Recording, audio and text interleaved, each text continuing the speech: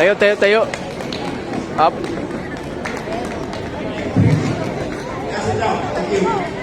Magandang gabi sa ating lahat. Magandang gabi. Sabi ko, pagpasok kanina sa pinto ako, sa security personnel ako na business partner kasi iba yung, pag hindi mo lang kayo uniform ay parang mga artistahin. Good evening and Merry Christmas to all of you from my family.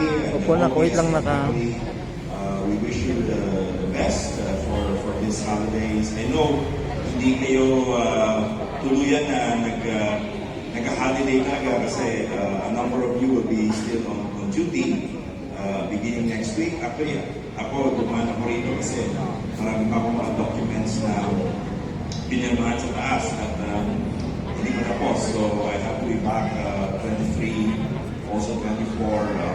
I'm just taking a leave maybe 26 and 27. But I know while the PSA officials and personnel are enjoying their leaves, a number of you are still on duty, which we appreciate very much. I know very important role ng ating security personnel sa ating agency, particularly now that we transferred here. Most of our offices are already here in the PSA complex, and we are occupying mostly yung ating PSA quarters. At ako yung salamat din kasi alam ko na talagang very aggressive and very efficient yung ating security personnel when it comes to making sure that yung ating mga clients dito sa PSA complex, particularly sa CRS outlet,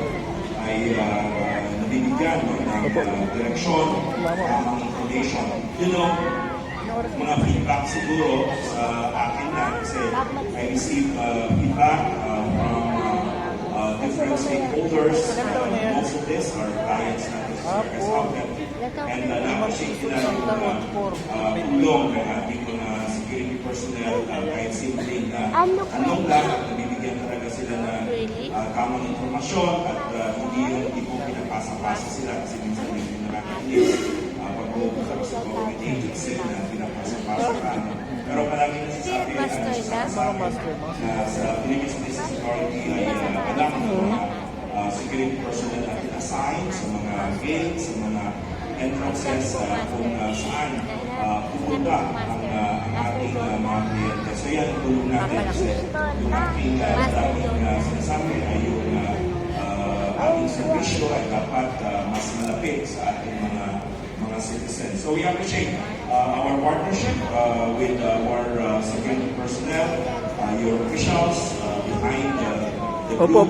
Wait lang. We will have, actually, ni-request ko na ito kasi na nagkaroon ng pandemic. Sabi ko siguro, we will have more activities related to making sure that not just the security personnel but also our officials and our personnel are very mindful sa mga mangyayari, simple mangyayari, no? Kasi nandito na tayo sa PSA complex. By the way, sa January, siguro aware kayo na meron tayong mga officials and personnel ng PSA na nasa C5, yung nasa Business Registry Office. So dahan-dahan yan sila nalilipat na dito. I think next year, by January, before the end of January, tatlo sa services doon ay nilipat na dito sa PSA headquarters, this building.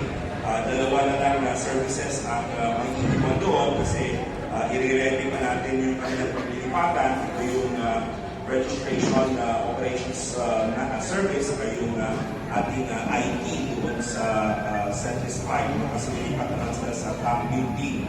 Yung kaso pala, kailangan kasi ayusin muna yung camp building para talagang secure kasi dahil national ID yung hinahawakan ng ating Business Registry Office, itong in charge of registration sa ID, kailangan medyo naka-isolate sila. Hindi sila doon kasama sa mga ibang floors na palaging pinupuntahan. And you know, dahil nasa PSA complex tayo, ito ay maraming tao pupunta, kaya ilagay natin para naka-isolate sila, highly secured, ayusin pa natin yung camp building.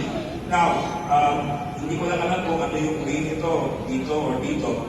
Pero isa sa dalawang wings dito sa ground floor, aayusin din starting next year. Ito yung magiging RA unit ng Liga Service na ngayon yata ay nasa camp building. So yung mga petitions dito ililipat, hindi ko lang alam kung dito na wing o sa kabilang wing. No? Pagkatapos, dito rin, award namin, mayroon din tayong daycare center dito na gagawin sa 2025. No? Na-award na yun sa service provider. At siguro, sasabihin ko dun sa technical working group na i-open din ang daycare center natin kasi medyo malaki yung space. Pag-aralan nila na i-open din hindi lang doon sa PST personnel about sa mga affiliates, no? Kasama na yun sa security, kasama na yun sa ating mga utility workers kung pwede pa. No? Mayroon tayo kasi na, if you're aware of this building, meron tayo child minding center na medyo maliit, pero itong daycare center natin malaki, parang 200 square meters ito. So ito yung bibigyan natin ng pansin. So dito next year, magsisimula na yung work. On one side, we'll have the daycare center sa ground floor, and on the other side, nandun yung ating RT unit. So pagkatapos doon, mapapaganda na yung ating camp building, doon naman nilipat yung ating dalawang services na sa PhilSys. So I think by first quarter of 2026, lahat ng mga PSA officials and personnel ay nandito na sa PSA complex, no, para medyo maayos yung ating pagplano, no, sa ating security, ground control, at iba pa mga activities. So ang request ko, ito yung nasabi ko kay Jess, kasi malamig pandemic tayo, sabi ko dapat siguro next year 2025, mag-engage ako din sa inyong mga officials na mas marami tayong mga drills. Para ready tayo. Hindi lang yung earthquake drill, kailangan yung mga drills tayo on what happened pag may mga security concerns na talaga. Saan pupunta yung mga officials natin, paano natin gagampanan yung trabaho natin related to the clients. No? So yun, I will request that and I will coordinate to our DNS, si OIC DNS Friends, saka yung FAS, yung in charge sa inyo na magkaroon tayo ng mga drill. So yun yung gusto kong mangyari sa 2025, so starting first quarter. But again, we appreciate your help, your assistance to make sure that the work of the Philippines Business Authority